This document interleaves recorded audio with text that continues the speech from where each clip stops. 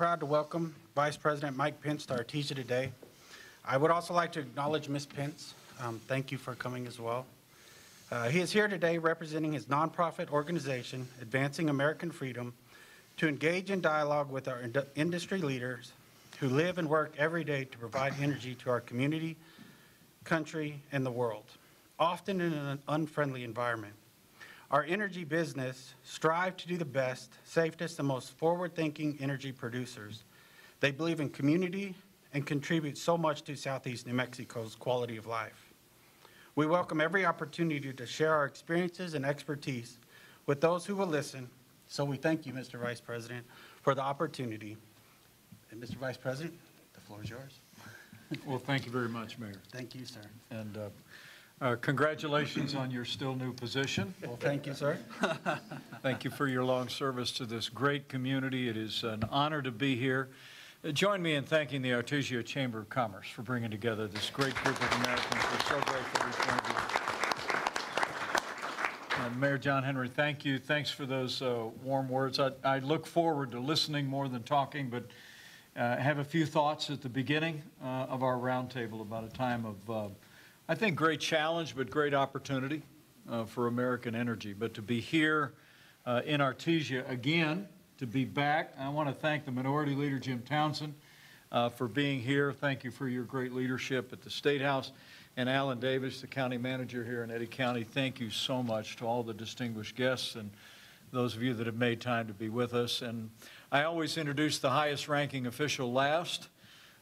She is a Marine Corps mom, a pilot, an artist, and as I just told your superintendent here at our host school, she was 30 years a school teacher. Join me in thanking my wife, Karen Pence, for traveling here to New Mexico with us today. We are delighted that she could be with us. Thank you, dear.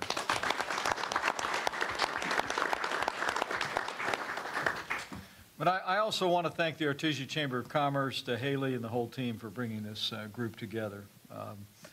You know, back in August 2019, I came here to Artesia at a time that we were championing the passage of the USMCA. And I thought there was no better place to come than literally the heart of an American energy renaissance.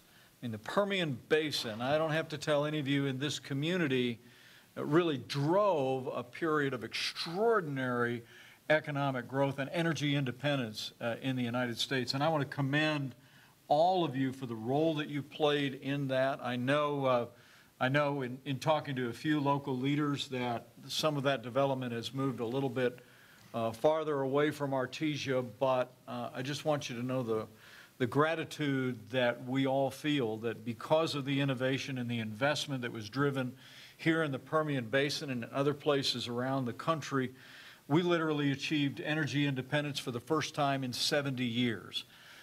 Under the Trump-Pence administration, we became a net exporter of energy, and we had the lowest energy imports in more than half a century. And I want to tell you, Artesia, New Mexico, the Permian Basin drove that American energy independence, and you all are to be commended.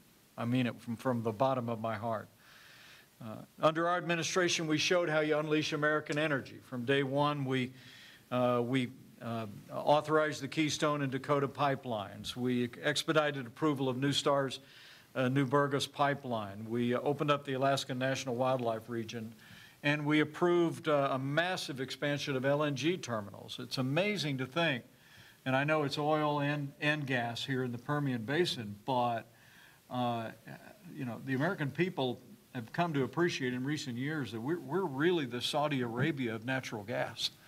And the American energy renaissance has been driven by oil and natural gas and all of our fossil fuels. And that USMCA, I'm proud to say that we came here to champion, Mayor, with the support of this community and people in New Mexico. We got it on the floor, we passed it into law, and now the USMCA guarantees no tariffs on American oil exported to the north or to the south here in North America. And so it was a huge win, and this community made a tremendous difference in that regard. But how times have changed. I don't have to tell the people that are gathered here today that after an American energy renaissance that was driven in so many ways from Artesia and New Mexico and the Permian Basin, now we've arrived at a time where Gasoline prices are up 60% on average and expected to rise with headlines today. The average American family will spend $1,500 more on gasoline this year alone. Employers are being crushed under high energy prices everywhere I go. Traveling across the country, I hear about the pain that American families and American businesses are facing because of the policies of the current administration in Washington, D.C. Now, it should come as no surprise, the policies that we're seeing advanced. As a candidate, President Joe Biden said that his goal would be to end fossil fuels.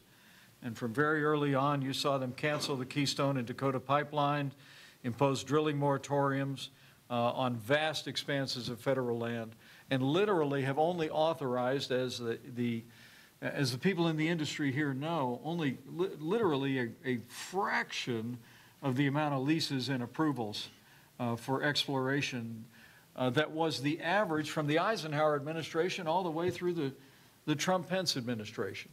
And so the truth is, the energy crisis America is facing today is a man-made energy crisis. And the answer is to unleash American energy and allow the American people and producers to have access to all the God-given resources in this land.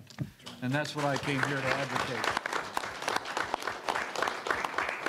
Now, the administration, as we'll talk more, is offered a number of solutions, one of which was depleting half of our strategic petroleum reserve, which actually exists for the times of national crisis and war.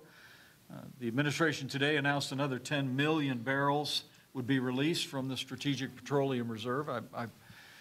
I wish they would have announced another 10 million barrels from American soil instead of from the Strategic Petroleum Reserve. Instead of unleashing domestic producers, you saw the president travel to Saudi Arabia and ask OPEC to increase supply, and the headlines this morning all over America is that OPEC is going to cut production by 2 million barrels a day. And yesterday, the Biden administration literally announced that they would ease restrictions on the dictator Nicolas Maduro in Venezuela so that we would be able to import more oil. Men and women, I want to tell you, I'm going to keep traveling all across this country with a very simple message.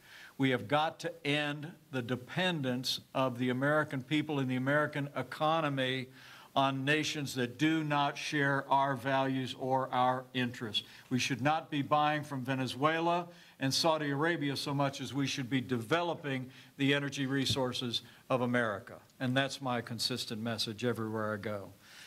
The good news is that we did it once, we'll do it again. And last time I checked, we've got an election in about 32 days. Big one here in New Mexico, important one. I'll be traveling to Roswell a little bit later today to join your candidate for governor, who is running an outstanding campaign, and I know is a tremendous champion for families and for businesses and for American energy, and I look forward very much to being with him.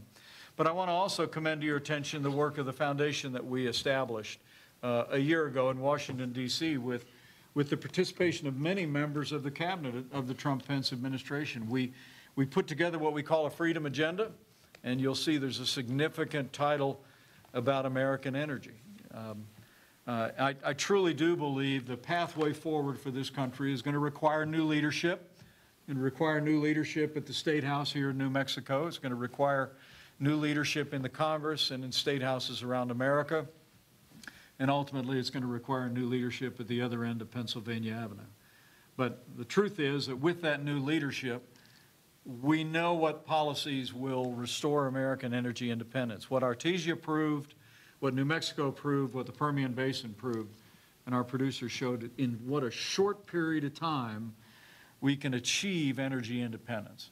And I want to leave you with that word of encouragement today. I'm absolutely confident that if we will get behind men and women who are standing for public office here in New Mexico and around this country who will stand for American energy independence, in just a short period of time, I promise you that we will turn this country around, we will achieve energy independence, and we will drive America to unimaginable prosperity for our children and our grandchildren. You know, there's only a few things on the walls of the House of Representatives in Washington, D.C. One is "In God We Trust" over the American flag. And the other is the Latin phrase "E pluribus unum," out of many one, that appears on the ceiling. But just above it, often unnoticed, but after my 12 years in Congress, I spotted it, was a quote from Daniel Webster, leader, that you might enjoy. Daniel Webster is one of the most eloquent leaders in the 19th century in the Congress of the United States. And he said something that I hope speaks to people in Artesia, in New Mexico, and anybody that cares about American energy independence. The words on the wall of the House of Representatives say, "Let us develop the resources of this land and call forth its power so that we might do something in our time worthy to be remembered." I mean, in the 19th century, and for most of American history, Americans understood the pillars of our national greatness were our faith in God, our freedom, and our vast natural resources. And I think for all of us who want to see that boundless American future for our children and our grandchildren, we need to be champions of each of those principles. Just as we began today in faith, we celebrated our freedom with the flag. But I want to encourage each and every one of you, let your voices be heard. I want to thank the Chamber again for pulling together this conversation. I look forward to your insights. But I truly do believe if we'll affirm our commitment to faith and freedom and responsibly developing America's vast natural resources, the best is yet to come for New Mexico and America. So help us God. Thank you very much. Thank you very much. Great to be with you. Thank you so much. That he held